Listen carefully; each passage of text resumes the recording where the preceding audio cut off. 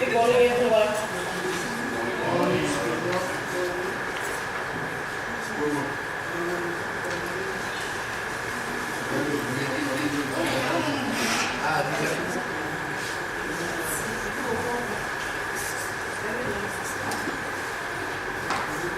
Can I ask Councillor Benson to pronunciation of the prayer, please?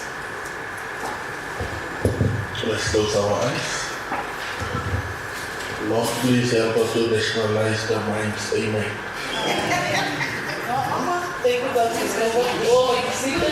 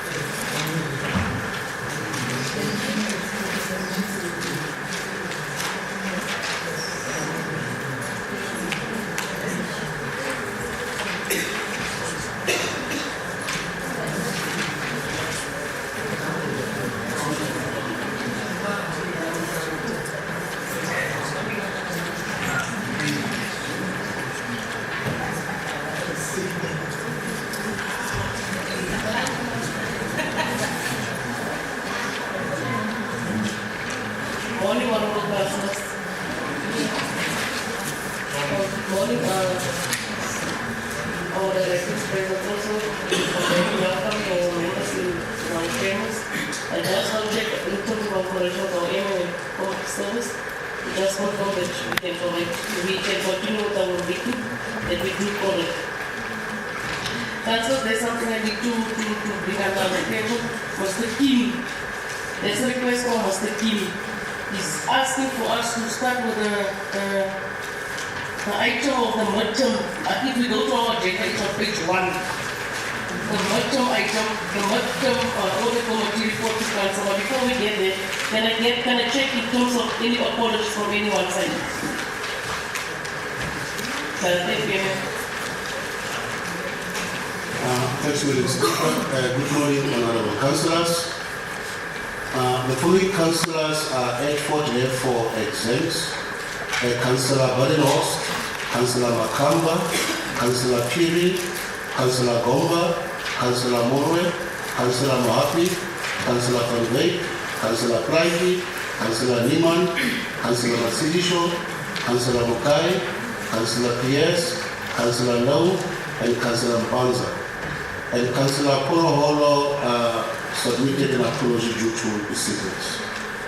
Thanks, Mr. Speaker. In the absence of none, I think we can continue. Councillors, as you all know, we still have that outstanding vehicle study. councils that still need to be sworn in. From the side of the EFF, we still have 2 outstanding PR councillors. I think they can come to the front so that we can deal with that later.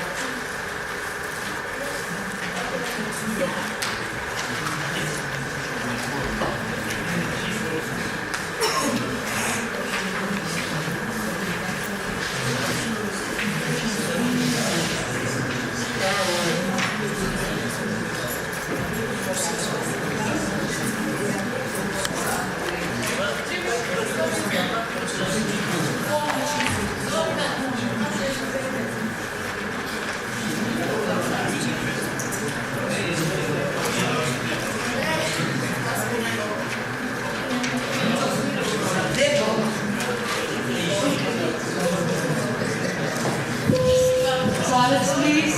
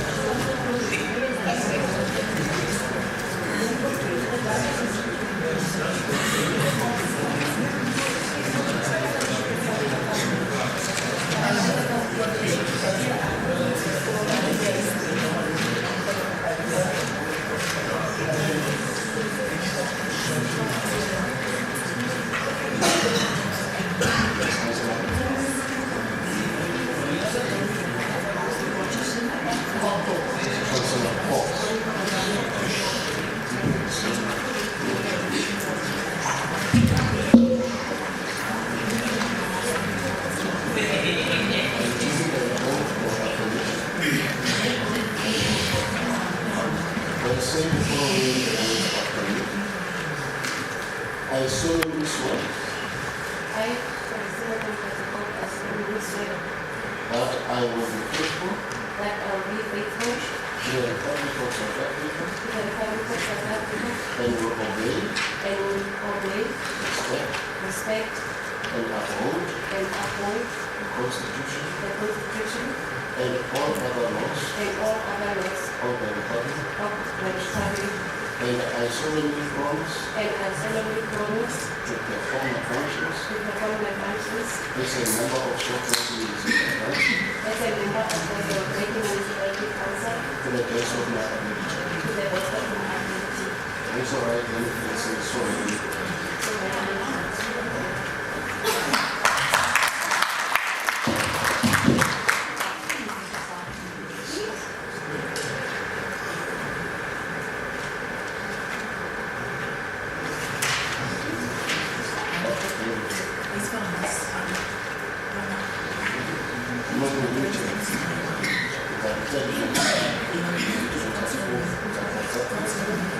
God.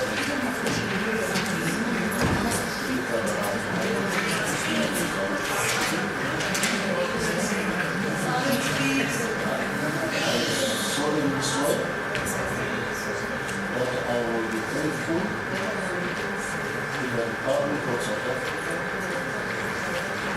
and will obey, respect, uphold the Constitution and all other laws of the Republic, that I solemnly promise to perform my functions as a member of Southwest Municipal Council to the best of my ability. Which I already said, I'm sure.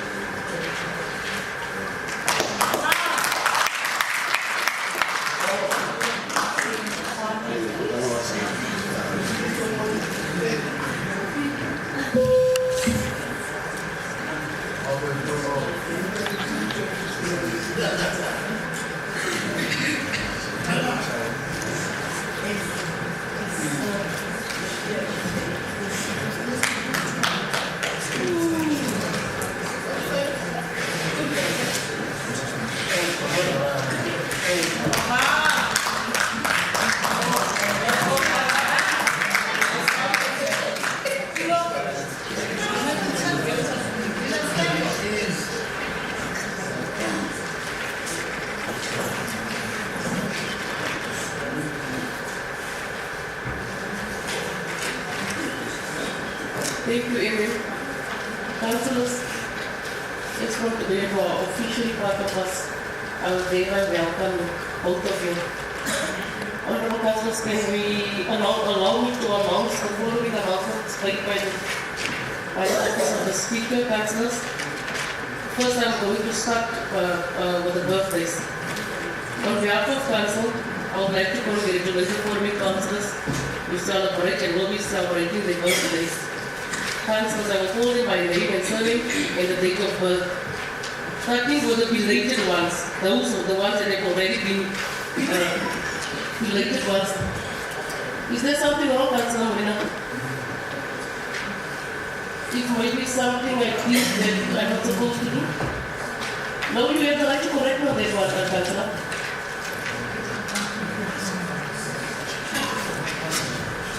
Okay, now in the absence of that, Councillor Molina, allow me to do my announcements. Starting with Councillor Marina Baikis, she's one of the belated ones. Her birthday was on the 8th of March.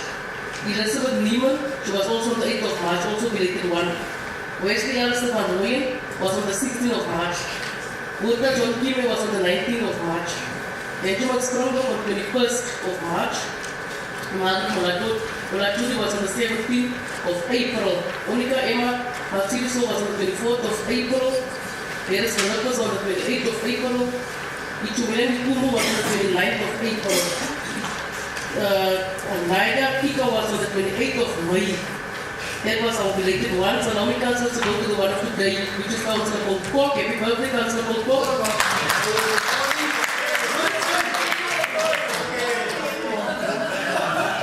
Councillors, there are still two councillors' birthdays to come.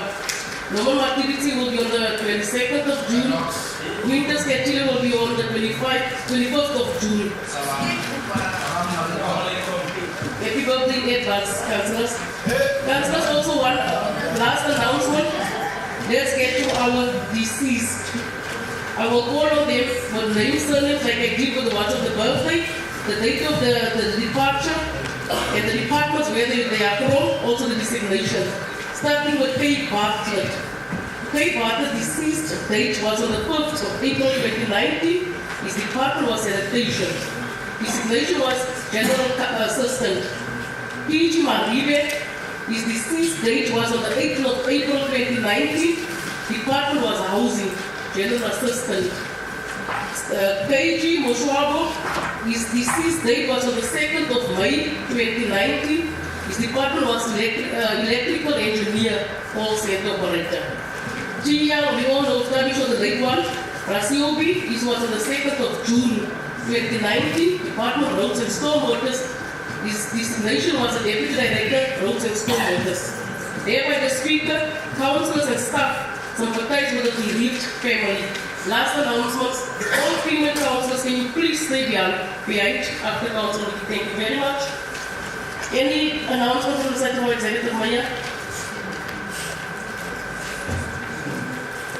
In the absence of that, can we go over to the announcement by our Chief Whip?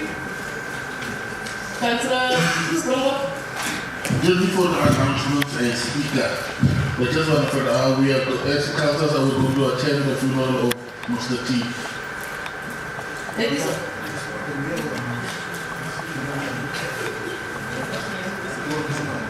before I give over to you, Councillor Ngoma, can I just Councillor Ripa. Thank you, Speaker. I thought to advise you to wish the Muslims in our community Eid Mubarak, in particular Councillor Ketilek. Councillor Ketilek, that is a wish from our side. All of our councillors present and directors in the chambers. Over to you, Chief Whip. Announcement by Executive Mayor. Okay, good morning, Speaker. Welcome to the newly appointed Minister. Welcome. We want to make just one announcement, Madam Speaker, that as all councillors, we are aware that we have lost one of our engineers. The memorial service was yesterday. The funeral arrangements are as follows. Tabiso Raso will be buried in Kwakwa, where he was born, on Saturday, 9 o'clock, at the Kwakwa Community Hall. So all councillors who are interested to attend, you are more than welcome. So on behalf of the NICO, we are just announcing the funeral details of one of our members. Thank you very much. And I'm requesting that the Speaker, I don't know whether they are standing in their absence, maybe to rise and observe a minute of silence.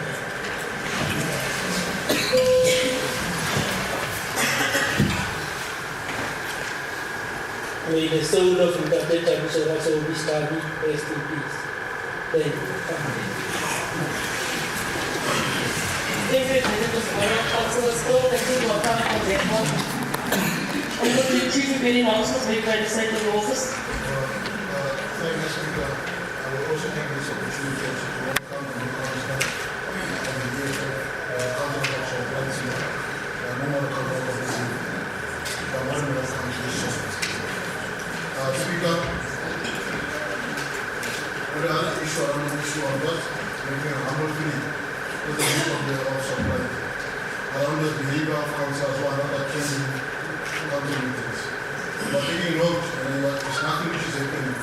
Councillor Herbert of the EFL is not even, it's almost a decade. He's not attending and no apologies. That's the week I'm taking to say that we said no work, no pay. It must be something distant to you as a speaker. For all councillors who are not going to attend their duties as council. There's no way that you are talking to councillors. Councillors knows that they have a responsibility. Said everyone is not going to take his work serious or going to work into the pocket. I'm raising that to the council as a positive of this institution. Thank you. And also the incoming committees, because we must take our duties very serious. And also requesting to the issue of the threshold commission as a way to say that we must be honorable councillors. We must reflect as honorable councillors. We cannot be seen here as not honorable councillors. That's why I'm standing here as a whip of sovereignty to call order around those issues, and it must be excellent. I'm raising, if we are not going to deal with the efforts of councillors, I'll deal with your pocket. Before you get to your question for the council, I want to allow you to one touch. I think I must also make an announcement there regarding the EFF councillor, His Excellency. The chief whip of the EFF, he did come to me this morning. He even asked me for all those council meetings that Councillor Albert missed out. He wants all that attendance registers so that he can act Councillor Ngoma. Not that I protect him, but he did raise that matter that is going to deal with Councillor, but not in a dealing matter like in personal or something, but according to the Constitution. Can I allow you to raise your point of order if you are ready to come to that one? Thank you very much, Honorable Speaker. I just want to lament on the vote of the chief whip of the ANC of council. We are not going to be proposed for what we must wear, what we must not wear. If you want to bring that code of conduct, can you bring it to the councillors of the ANC, not to the councillors of the ANC? Thank you very much. Maybe I was talking to the councillors of the ANC.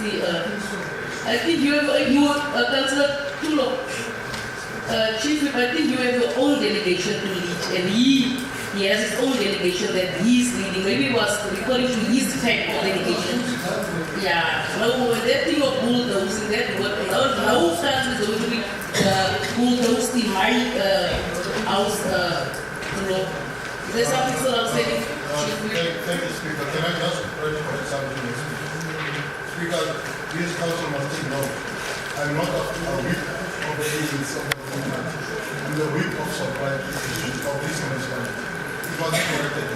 We cannot be seen to say that those communities should go for us. I'm the whip of the institution. That's why I was calling order because the issue, this is a chamber. And the group of ethics is very clear. That's why I must raise it. I'll be failing to do my duties. That's a whip, not to raise that particular point. But I wanted to do those points. And I'm also coming to the issue of councillors who are taking their duties. I was raising to all councillors of supplying institutions. I was not saying that I'm raising here as a whip of supplying, not of the whip. I want to correct that. Thank you. Thank you, Chief Whip. Councillors, can we get back to our agenda? Can we all get to page 1? 19, Madam Audit Committee reports to Council. Can Mr. Kim come to the front and present us this item?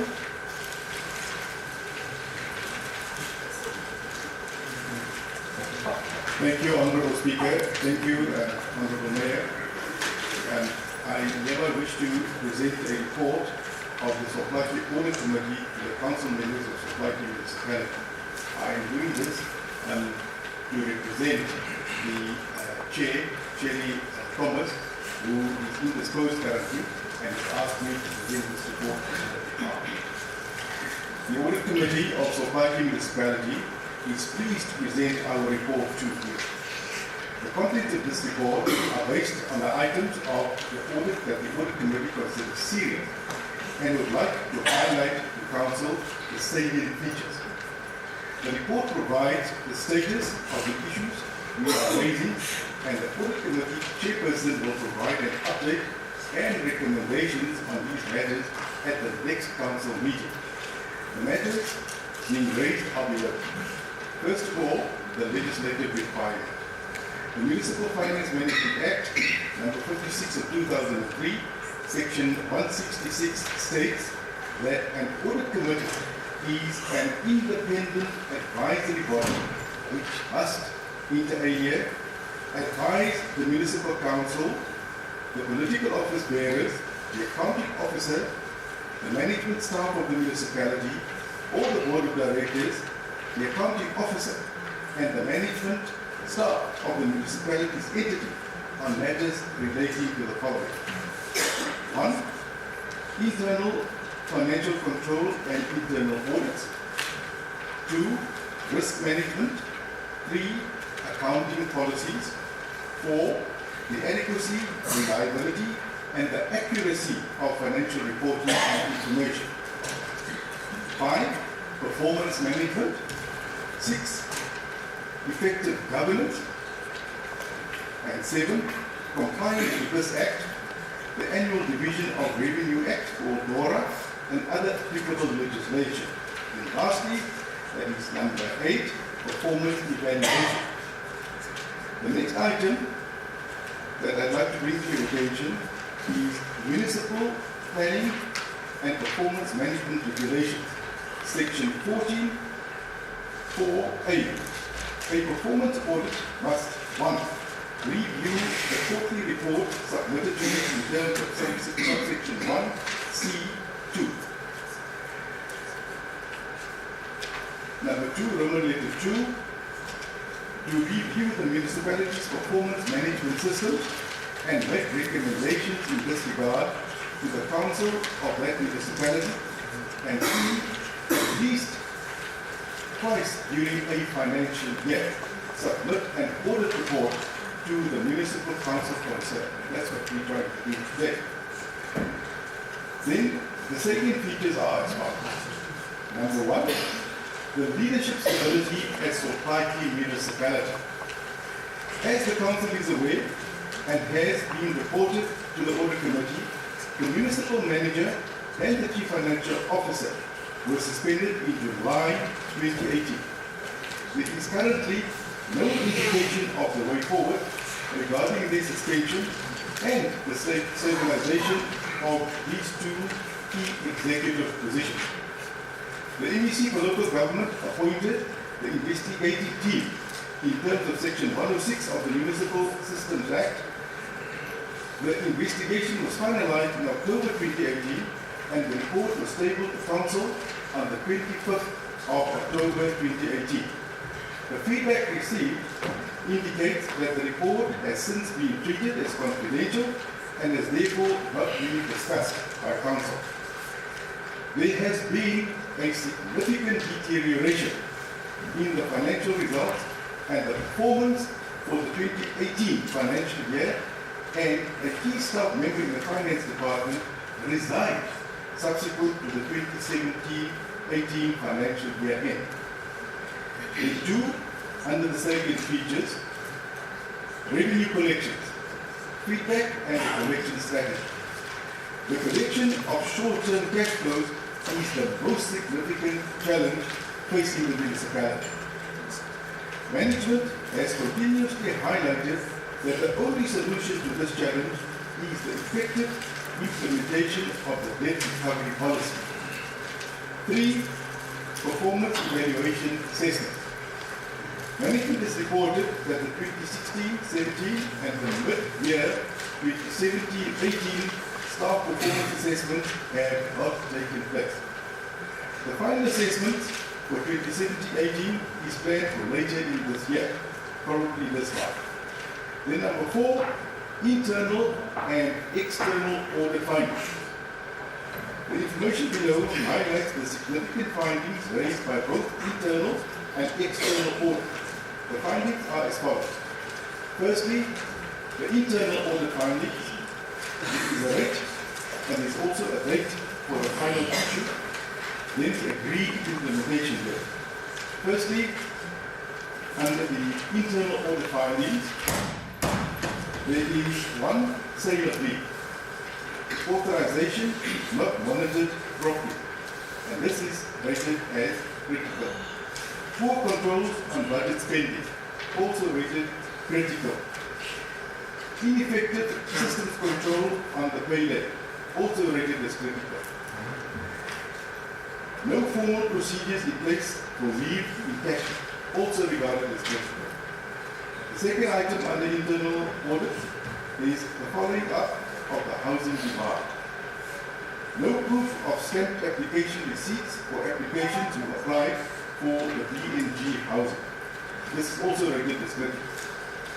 The critical fields are not available or updated in the housing database system. That is also rated critical. The title deeds are not transferred to the legal owners of the BNG business, or house rather, also rated as critical.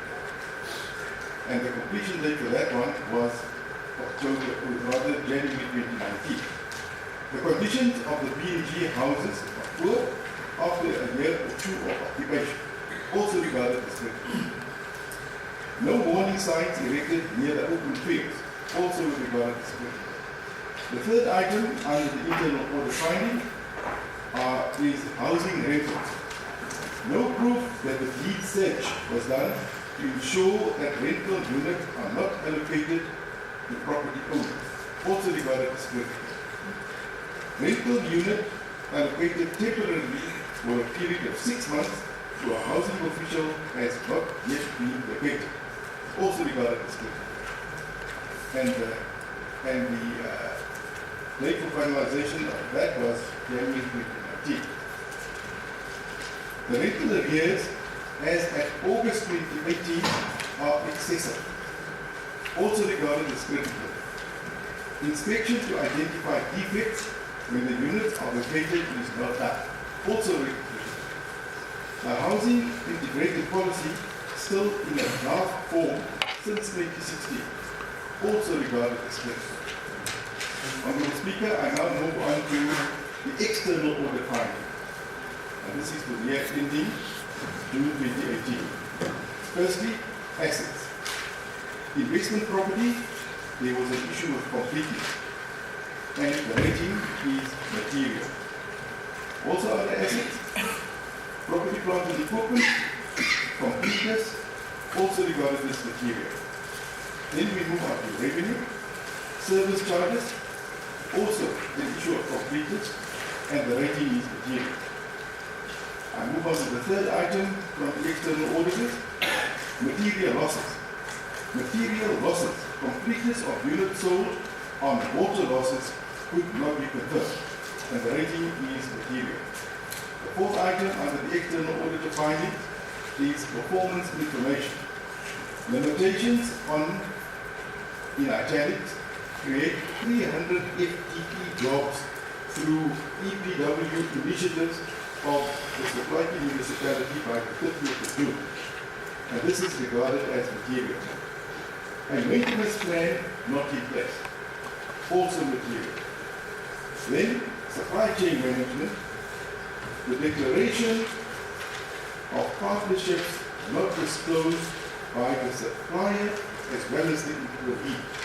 So this is tantamount to conflict of interest, and it is also regarded as material. Then, non-compliance identified with supply chain management regulations number 36, also rated as material. 3 quotations were not obtained, also regarded as material. Then lastly, the compliance matter under the external audit findings. The long-term debt agreement not approved by council. It is also regarded as material. Then the oversight report not tabled within 9 months. That is the last item, and it is also regarded as material. I now move on to other salient features. Number 5, the report of the Auditor General. The Audit Committee concurs with the Auditor General audit opinion and the findings raised during the audit. The Audit Committee is however concerned about the regression of the audit opinion to qualify. In the previous year, it was unqualified, and the opinion has now regressed in the last reported financial year to a qualified opinion, which is very, very simple. Then the strategic risks. The Audit Committee had a strategic risk workshop with the management of Supply Chain Municipality during August 2018. It was a very productive session and highlighted key strategic risks. Management committed to providing the Audit Committee with a concise plan of how the top 5 risks will be addressed. This will be provided at the next Audit Committee meeting. The top 10 risks and their causes and concerns are highlighted below. The declining economic conditions impacting on the customer's affordability. That is the strategic risk 1. And what are the causes or the concerns? Increased debtors book and an increasing indigent register. Declining financial sustainability. Then, number 2, the sustainability of revenue generation by the municipality. Causes, concerns, the sustainability of revenue due to the reducing demand for electricity and the increased tariff. The projected revenue shortfall due to the public protest and actions that resulted in putting the basic charges in abeyance. 3, the revenue loss due to significant water losses. And the concerns, or the causes are the loss of revenue, poor service delivery. Then the current administrative instability, that is the management instability. The concerns are there is an acting municipal manager and an acting CFO, as well as acting senior managers in finance. The next item is the inadequate for the free water and sanitation infrastructure. The causes of the concerns are the collapse of service delivery as a result of a failure to meet the current demand of water supply and sewer convergence, halting of economic and social development projects, ruining institutional reputation, or commonly known as just a reputational risk. The condition of the water sanitation infrastructure, that is the conveyance and reticulation.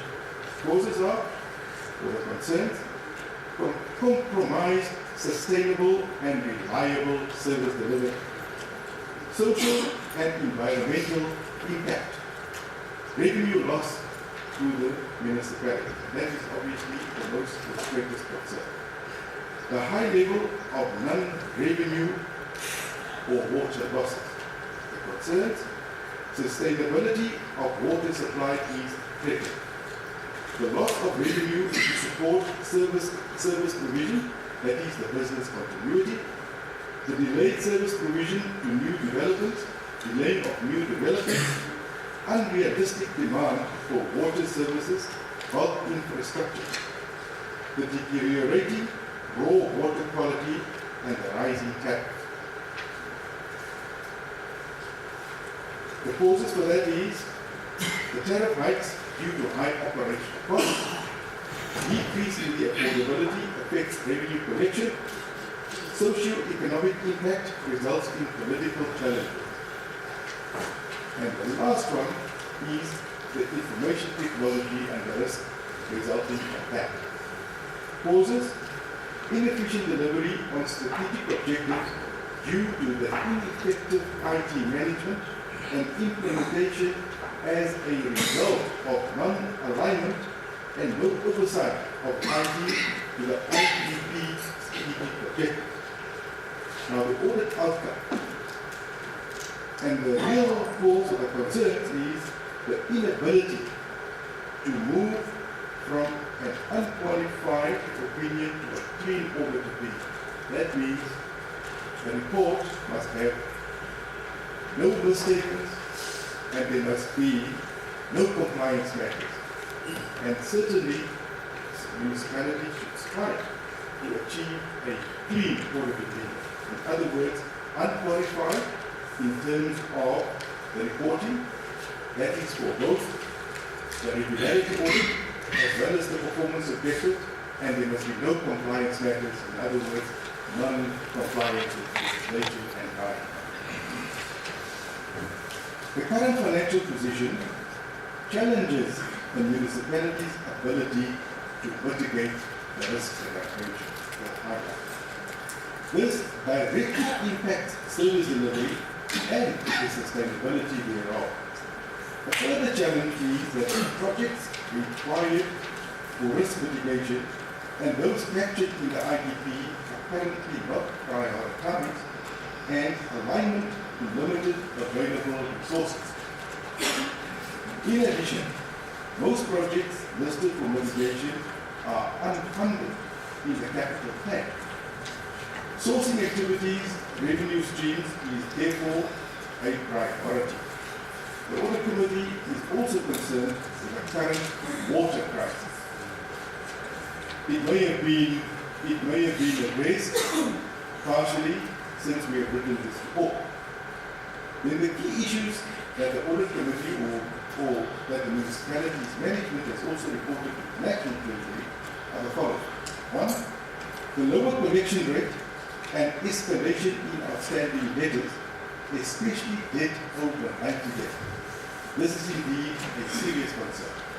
Two, the decline in cash and cash equivalents, resulting in less than 1 month's cost coverage. Three, the capital expenditure overall.